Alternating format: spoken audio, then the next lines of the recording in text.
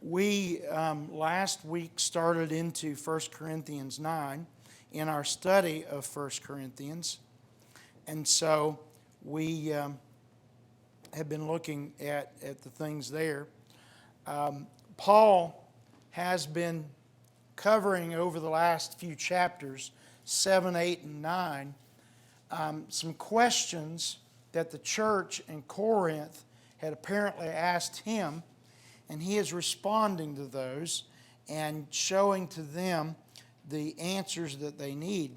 And it's really a neat feature from this book, because so much of the time the books were written, of course the authors wrote them, but this is something somewhat unique and kind of a question and answer thing that is done here.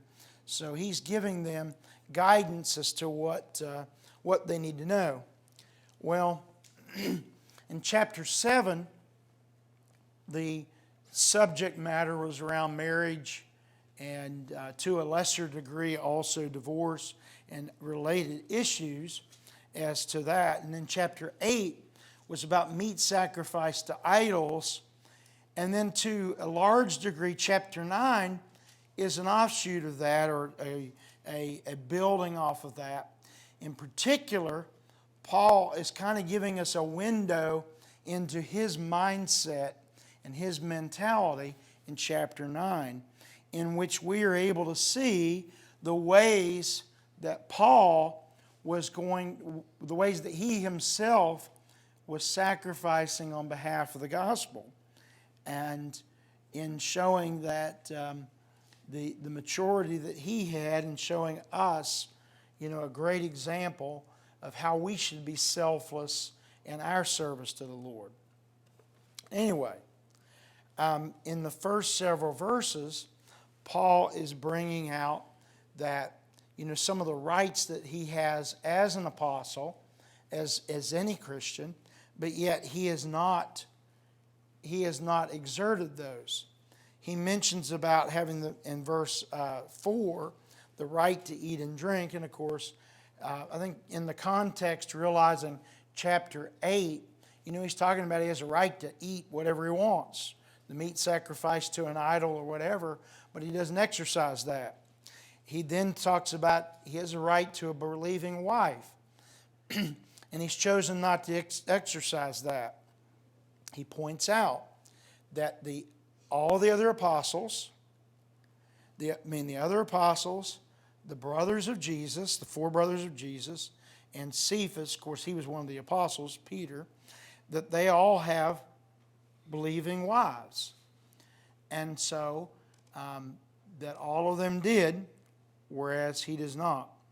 And then he makes a statement, or is it only Barnabas and I who have no right to refrain from working for a living? And his point is, not only do they have a right to have a believing wife, they also have a right to receive their income from the gospel. And in doing so, he said, that, and he gives some examples of how you do not withhold from those that work. And in verse 8 is where we'll start reading. We looked at this very briefly at the end of class last week, but starting in verse 8, he says, "Do I say these things on human authority? Does not the law say the same? For it is written in the law of Moses, you shall not muzzle an ox when it treads out the grain. Is it for oxen that God is concerned? Does he certainly speak for our sake? It was written for our sake, because the plowman should plow in hope, and the thresher thresh in hope of sharing in the crop. If we have sown spiritual things among you, is it too much if we reap material things from you? If others share this rightful claim on you, do not we even more? Nevertheless, we have not made use of this right, but we endure anything rather than put an obstacle in the way of the gospel of Christ." I want to stop right there. Paul said that if you've got an ox working, you don't muzzle them. Why? Well, you let them eat, and you also let them drink from time to time, because you know what? You might work an ox and not feed him for a day or two, but what's eventually going to happen? He's going to fall over. He's going to eventually stop being useful. So you have to share some of that grain with your ox in order to maintain them. You've got to exert some of you've got to use some of your resources to protect your even greater resource, which is your ox. So you've got to provide for them to be a good, healthy animal and take care of them. In the same way with other things. He says that a soldier does not serve at his own expense. He's taken care of. The ox doesn't tread the grain without receiving its food and water. And so, the same way that anyone that works doing spiritual things should receive material things from that. And we know that's the way the priests and the Levites were supported under the old law. The reason why the nation gave a tithe is so that they could be supported and so that the things of the temple could be supported as well. It was what they did, because if someone's going to dedicate their time to the spiritual needs, then they have a family to feed and they have to take care of themselves, and so therefore that's the case. So if you want to frame it that way, 1 Corinthians 9 is the chapter that justifies paying the preacher, is what it amounts to. And so in supporting them, and Paul is doing that. But ironically, Paul is proving that by way of saying that he chooses not to accept that. Now, Paul did receive help. You see that in Philippians, that they gave to him and supported him. You see that Philemon did in his little book. And Paul even asked Philemon for support in his book. It's very interesting. Paul asks a favor of Philemon to take his servant Onesimus back. And then by the end of the book, Paul also asks Philemon to send a gift toward him to help him out.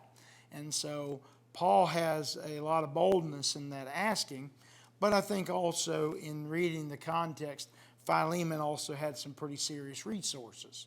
And so it was not an imposition.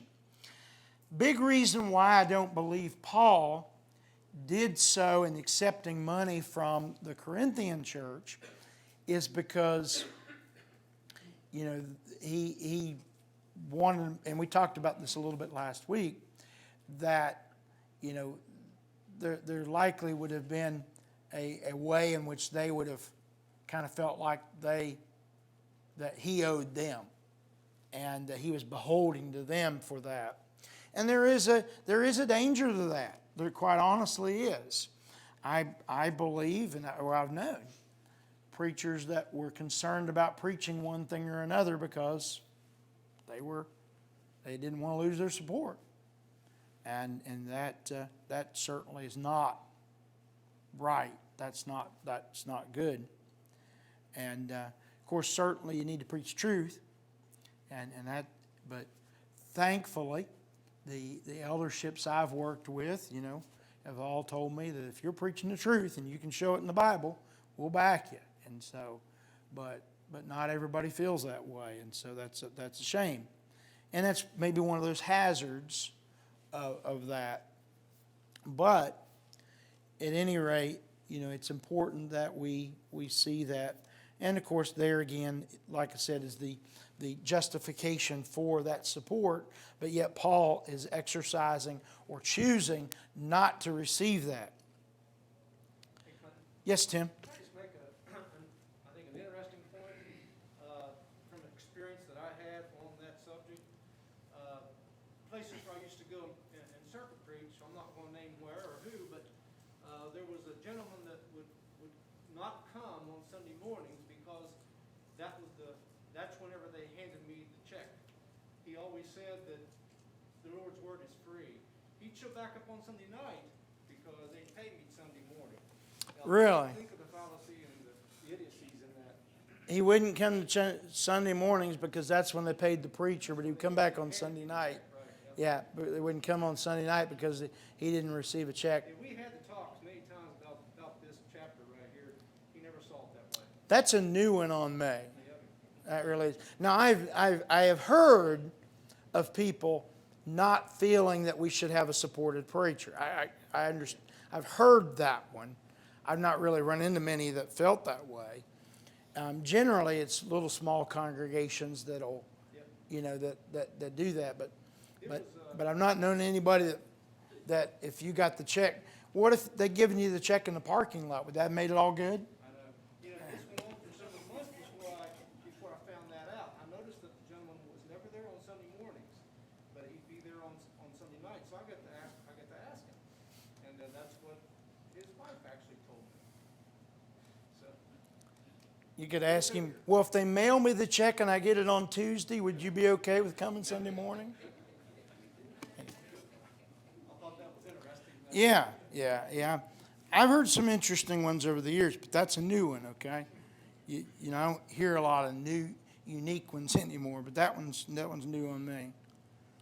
But yeah, those kind of things, they happen from time to time, but certainly, here is pointing out the reaping the physical things, the material things, in connection with having done or served in spiritual terms. The last half of verse 12. Nevertheless, we have not made use of this right, but we endure anything rather than put an obstacle in the way of the gospel of Christ. Do you not know that those who are employed in the temple service get their food from the temple, and those who serve at the altar share in the sacrificial offerings? In the same way, the Lord commanded that those who proclaim the gospel should get their living by the gospel. Now, that's pretty plain that he does that. He says, but I have made no use of any of these rights, nor am I writing these things to secure any such provision. For I would rather die than anyone deprive me of my ground for boasting. And that's not because Paul is wanting to boast per se. It's the fact that he is trying very hard to show and to prove that there is no material opportunity to taint what he's saying. And I think it's really important too that the Apostle Paul is unique. There's only been one Apostle Paul. We've talked about this a little bit, especially like in chapter 7, about the idea of him not being married. His lifestyle of going from city to city for years on end would not be a conducive lifestyle to be married. It just would not be, especially with the danger element in some of those cities. Whereas the apostles, even though they did some missionary works, the other apostles largely stayed in Jerusalem or stayed in other cities. And so their situation was different. And their life situation was different. And I just wondered if, we only have one side of the letter and the message from the house of Chloe and all that stuff that goes on in there. I just wondered why this comes to light here. I just wonder if you had people there who not only thought, because a lot of people thought Paul didn't come the same way the other apostles did. yeah, So they gave him less credit. So I was just wondering here, did there some need arise that he had to answer a fact that maybe there were people in this congregation who thought he shouldn't be paid, or even Yeah. other people with him. And the reason why I say that more than anything is you read on chapter 13, verse 13 right there, and he talks about this is nothing new. This is something that we've been doing all along. The people that live in the temple and teach us and work with us, they live and they have so much monetary like we have today, but they were all well taken care of. And you know, these Judaizing teachers are always around. So in a way, you know how he always answered the Sanhedrin and people like that with their own way of doing things. I'm thinking that's what's going on in 13. You know what I'm saying? Yeah. Rick mentions that. Yeah, a lot of what's going on here. You know, Paul is pointing out that there are people there criticizing him, and you see that as an element. You see the criticizing of Paul as a major element of 2 Corinthians about what gets addressed later on. But that there might well be an element of that they're looking at. I tell you what I believe as to why it is all that, and it kind of is somewhat similar to what Rick was saying there. The reason why Paul didn't take support from Corinth is not because Corinth was poor, it's because Corinth was rich. Corinth is probably, at least from what I've seen in Scripture, probably the wealthiest of all the congregations in the New Testament, or it quite possibly is. There's nothing in their letter at all, in their letters about poverty at all. In fact, Corinth was a major port city. It's on that tiny little isthmus, that tiny little stretch of land that goes from the main part of Greece down to Achaia.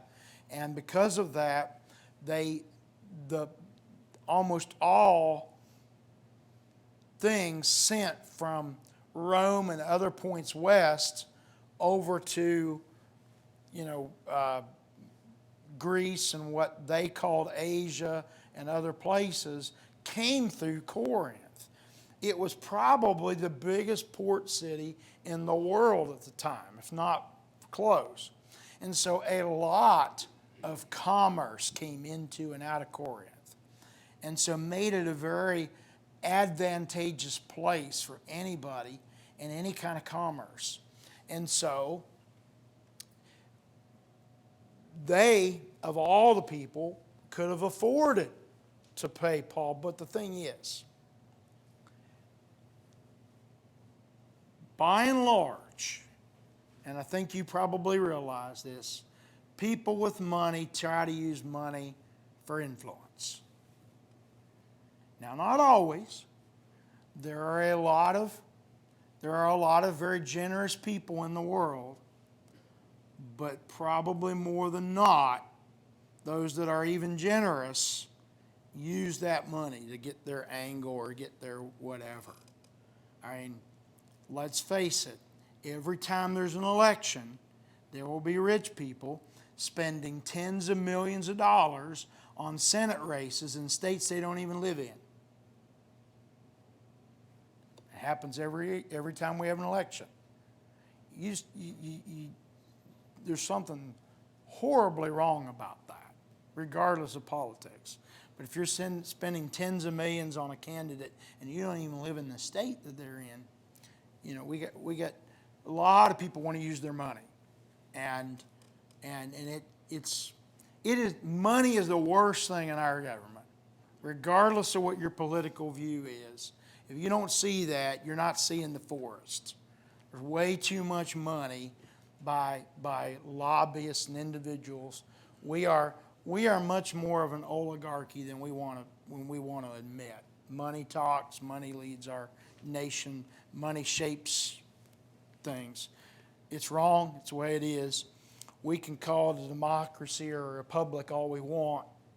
The people with the money have massive influence in our country. And Paul, putting it back in Corinth, doesn't want even the slightest hint that money influenced what he wrote, what he said, what he did. And Corinth could have given it, but Corinth might have wanted some strings attached to it. Because a lot of times people give and they got a string attached to it. I'll give this, but is often the way the line goes. Tom? I had a history professor one time in college who said the true definition of politics is the struggle over money. Yeah, the true definition of politics is a struggle over the money. Yeah. That's true what you just said too. I think too, in verse 3, they were examining Paul. They were examining to see who he was, what he was. But I think Paul too also was trying to set an example to them. Even though they had the money, Paul had a higher purpose in mind for himself and for them. The money Yeah. didn't matter to him. Right. It didn't matter to Paul. That's right. He wanted them to see the same thing. Money shouldn't be a factor in any of Right. Yeah, the money didn't matter to Paul, and it shouldn't matter to them. Of course, maybe you've heard the definition. You got a word, you break it down, and to understand what it means. Poly is the Greek word for many, and ticks are blood-sucking parasites. So anyway, politics. Anyway, Brian. If you follow this thing through, that money controls, then we have the best government that money can buy. Yeah. We must not, Roll that around in your head a little while. We have the best government the money can buy. Yeah. we must not be spending it very wisely, are we? That, yes. We could definitely question the wisdom of how it's getting spent. Yes.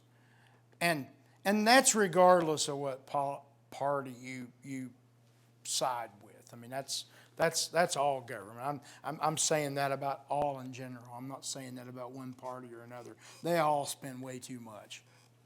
I think another Rodney? thing, we all understand that Clint had the friends and they had the money to pay Paul. And I don't think, even if, like Rick said, it was mentioned in a letter that somebody was against paying him, I don't think that what he's saying is trying to belittle them in any way or shame them for the fact that he's not, by the fact that he's not accepting money. It goes on down here when we read on that his reward is preaching the gospel. Yeah. So it's not that he came there to receive money to start with. That wasn't his purpose. Right. And yeah. And also, yeah, Rodney's right. His purpose is not coming there for the money to support him. But you know what? Paul did go to Corinth and other places to get money. But it was to take the money down to Jerusalem and support the Christians down there, some of which would be the apostles. Okay? So, he is gathering up money to take down there. And Corinth is one of the places he leans the heaviest on to take that money to. Okay? And so, he's not against gathering money. He's not against gathering money to give to Christians to support them. It's just he's not exercising that right. Even though he has it, he's not exercising that right with them. Okay. Verse 16, for if I preach the gospel, that gives me no ground for boasting, for necessity is laid upon me. Woe to me if I do not preach the gospel. His point is to preach the gospel, and not he's not about boasting. He's not about anything else. The number one and the totality of who he is about preaching the gospel. Verse 17, for if I do this of my own will, I have a reward. But if not of my own will, I am still entrusted with a stewardship. What then is my reward? That in my preaching I may present the gospel free of charge, so as to not make full use of my right in the gospel. For though I am free from all, I have made myself a servant to all, that I might win more of them. You see, that's what it comes down to. That Paul has done what he's done so that he might win as many as possible, so that he might win more of them. That's where it comes down to. Paul might have the right to eat a steak that was offered in sacrifice to Apollo or Zeus or one of the other gods.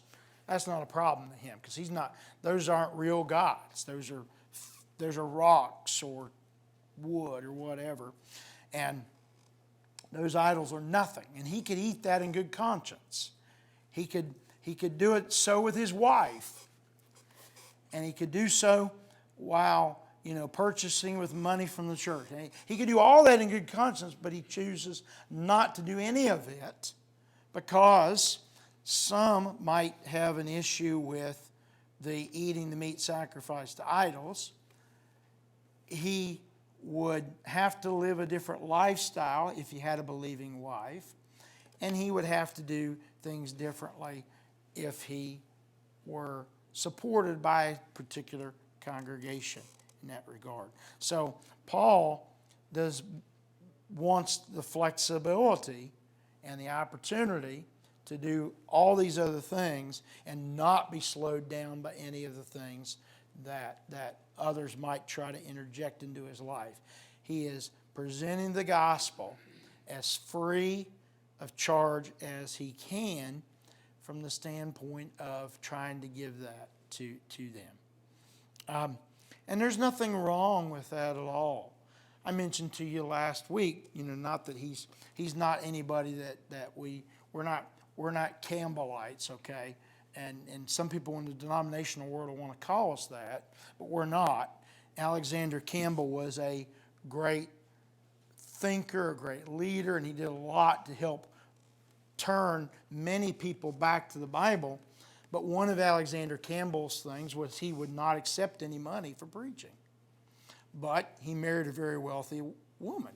And so it was a convenient position when you've got more than a lifetime's amount of money. So if you're very wealthy, it's a convenient position to say, I won't take any money for that. Well, and that's fine.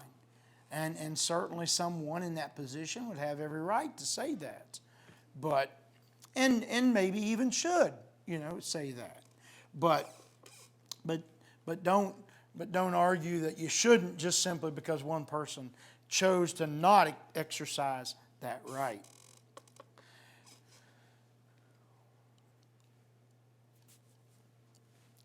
In verse 20, after he says he tried to win more of them, verse 20, to the Jews I became as a Jew in order to win Jews. To those under the law, I became as one under the law, though not being myself under the law, that I might win those under the law. To those outside the law, I became as one outside the law, not being outside the law of God, but under the law of Christ, that I might win those outside the law. To the weak, I became weak, that I might win the weak. I have become all things to all people, that by all means I might save some. I do it for the sake of the gospel, that I may share with them in its blessings. This passage to me, and the one in Philippians chapter 1. In Philippians chapter 1, Paul says, for me to live is Christ, but for me to die is gain. And he says, I'm better off dying and going to be in with the Lord, but instead I'll be alive and preach the gospel. And I'm paraphrasing all that. That passage in Philippians 1 and this passage right here, I think are the two greatest windows into the heart and mind and motivation of the Apostle Paul. His focus, as we see in this text, is to do all he can to win others to Christ. He said, I have become like the Jews or followed. Of course, he is a Jew himself. He grew up in that. But he says, I do the things that I can do to win them. And those that are outside of the law, meaning the Gentiles, I've done what I could to reach them. And he summarizes that he's done all things to win as many as possible. So and to do that is, to me, the heart of the Apostle Paul. That his life was focused as absolutely and as entirely upon doing all he could for the gospel of Christ. That's the kind of life, that's the kind of lifestyle we should have. Paul, are you able to eat? Would it be okay for you to have that thick steak that was offered and sacrificed to an idol? Yeah, but he chooses not to do that because it might damage some of his brothers. Now, if he were in a place where There was nobody present that it would bother. I bet he'd say, pass the A1. That's kind of the way he'd be. I don't think they had A1 then, but hey, you get what I mean. But that would be the kind of thing that Paul would do. But if he's somewhere where it's going to damage somebody's soul or it's going to damage somebody's conscience, then he will not do it. And he was going to do everything he could to win those. And you see that. And, you see in him that desire. How that, I believe, fits you and me is something you see in the book of Acts. If you are a student of the book of Acts, I would encourage you to be a student of the book of Acts. But if you look at the Acts of the Apostles, one of the things that is important to get is that everybody that you meet in the book of Acts that comes to Christ comes from a different position. Acts 2, these were Jews from all over the world. Some of these people could have been some that shouted, crucify him, crucify him. It's very possible. They grew up with a Jewish background. And so Jesus was someone they knew about, and they knew the old law, they knew the old covenant. So when Peter preaches to them in Acts chapter 2, he quotes Joel, he quotes David from the Psalms, and he brings up those things, and then he points at them and says, this Jesus that you've crucified, God's made Lord in Christ. It's then that they were cut at their heart. When you see some other conversions come about, you come over to Acts chapter 8, and you find the Ethiopian eunuch. The Ethiopian eunuch was following the Jewish way, but he didn't know everything the ones in Acts 2 did. And he was reading in Isaiah 53, and there what it says, that Philip got up in the chariot with him and started at that place and told him about Jesus. You see, that is the key. That we start wherever someone is and tell them about Jesus. And that's really what Paul did. Paul's conversion in chapter 9 is focused on, Paul was a very religious man, a very sincere man. He didn't have to convince him to be more sincere, but he needed to be turned in the right direction. And that's what the blindness and Ananias coming to him and all of that took care of. And now Paul's gone off to preach and teach the gospel. Cornelius, you have a man that feared God, believed God, did good works, but he was lost because he wasn't a Christian. And then you find, the men in Acts chapter 19 that had been baptized but didn't know anything about the Holy Spirit. They were baptized again. You see the Philippian jailer. He's a Gentile in chapter 16. He is a Gentile. And so the first place he needs to start out is to believe. And Paul asked him, do you believe? And he did. He made the great confession that he believed in Jesus Christ. So you got to go there because he was further away. So all of these individuals don't get a different plan of salvation, but they come to the plan of salvation in a different spot. All of them need to believe. All of them need to repent. All of them need to confess. All of them need to be baptized. But some of them come in a different place. They were either Jews that knew about God, or they might be Gentiles. And then you have the ones that were the furthest away. In Acts chapter 17, the Apostle Paul preaches on Mars Hill, and he's preaching to people in idolatry.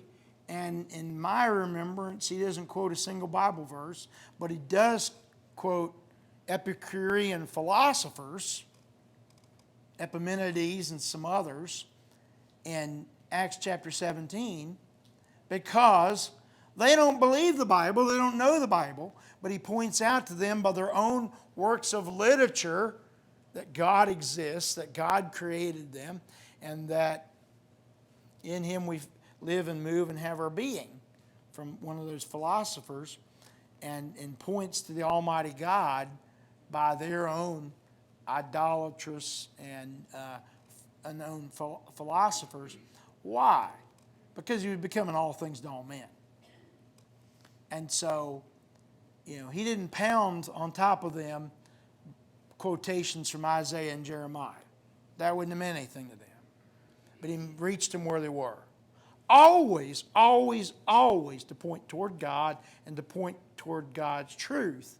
But the group on Mars Hill was a lot further away than the group in Acts 2. And so, how do we reach people? And that's what we're looking at on our Sunday nights in our study of evangelism. And the thing is, one size does not fit all when it comes to reaching people. Now, it's the same gospel, okay? Ultimately, it's the same gospel, it's the same truth, and we've got to get to that. But given where people are, they all start out in different places. And so we might need to use different techniques, different things. We might need to even prove to somebody that God exists. Whereas if somebody else is coming from another religious group, they already believe in God, they already want to serve God, they might have already thought they were saved.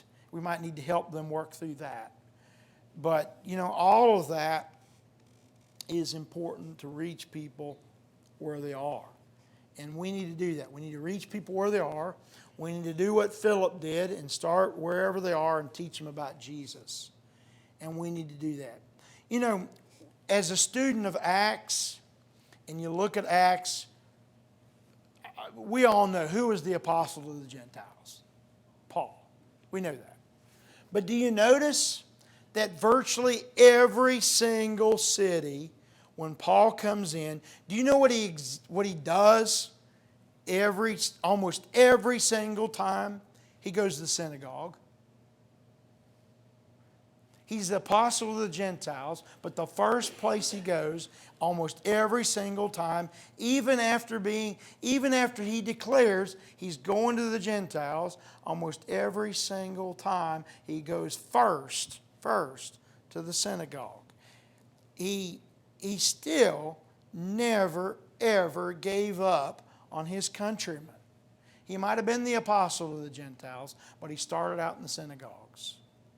And so it's important to notice that. I just got a text.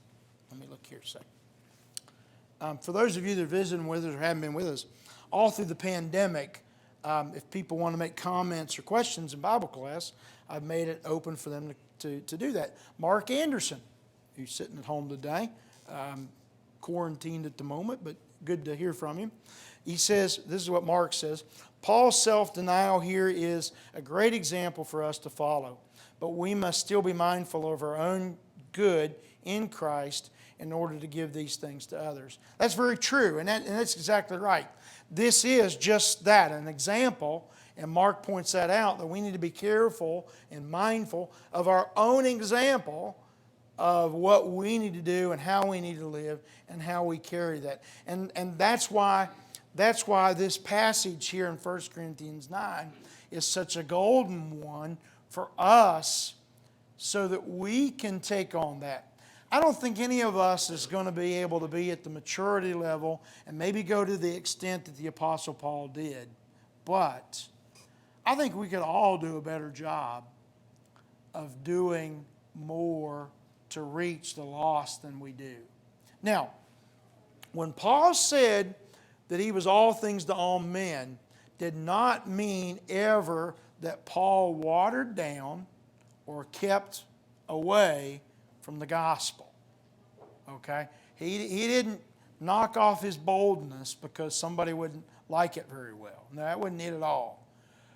But Paul's method or Paul's approach changed based on who he was talking to.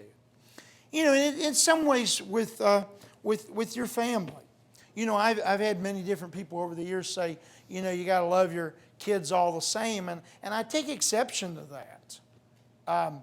You know, and the thing I would say with that is this: you love them equally, but you can't treat them all the same. You just absolutely can't.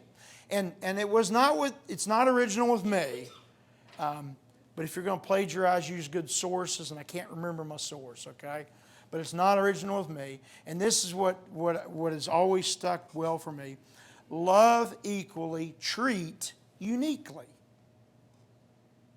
Love equally, treat uniquely. Because people are that way. Because every one of us is an individual. And your children are individuals. You can't treat your children all the same. You might try to do that, but really it's not the best way to do it. You treat them uniquely because they're different personalities. They're different people. You know, none of us, you know, some of us have known twins over the years. I've known a few sets of twins. They're not identical, even if they look alike. They still, even if they are quote unquote identical twins, they're unique people with unique likes and dislikes and personalities, and you know, because we're all the same. Even two people that might even share the same DNA as identical twins are still unique people. And you know, we should recognize that. And we should realize that an approach that might work for one person might not work on another. And so we've got to care enough to do what Paul did and to use the approach and to use the technique that might reach the other people. That all comes by knowing people. And so with any Bible study I do, with any person I might want to reach, first thing I do is get to know them better by finding out who they are, what their background is, what they already believe, and what they already feel, what they already think. And in a non-judgmental way, I just want to understand who they are and why they've come to me in this study. Because of this very reason, we need to reach people where they are. And you want to make sure you start out where they are too. Because otherwise, you might preach something and it doesn't relate to them at all. And so that doesn't help things. I also try often to create common ground. Because if they can realize that you agree on many things already, it makes it easier to deal with the things you don't agree on in a lot of ways. Any questions or comments? Last word? All right, thank you. We will finish up the very end there of chapter 9, and we'll go into chapter 10, Lord willing, next week.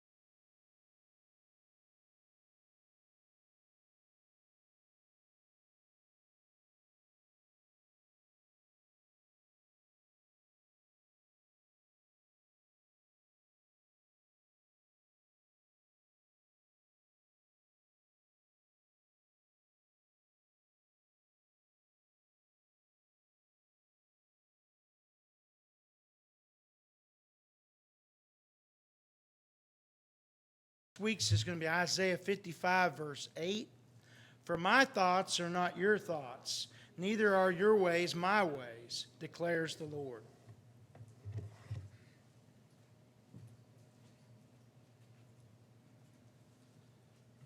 Good morning. We're going to start by singing number 934. 934. Hosanna, Hosanna, Hosanna in the highest. Hosanna, Hosanna.